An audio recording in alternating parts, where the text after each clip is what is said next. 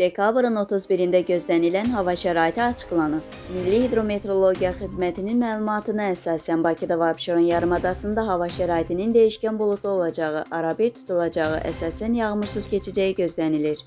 Cənub-qərb küləyinin arabir güclənəcəyi gözlənilir.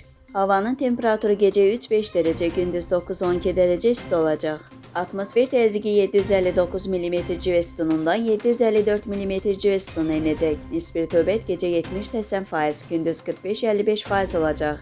Azərbaycanın rayonlarında hava şəraiti əsasən yağmursuz olacaq. Lakin gecəyə doğru bəzi dağlıq ərazilərdə arabir yağıntılı olacağı, qar yağacağı gözlənilir. Gecə və səhər duman olacaq. Qərb küləyi bəzi yerlərdə arabir güclənəcək. Havanın temperaturu gecə 1 dərəcə şaxtadan 4 dərəcəyədək isti, gündüz 8-13 dərəcə isti.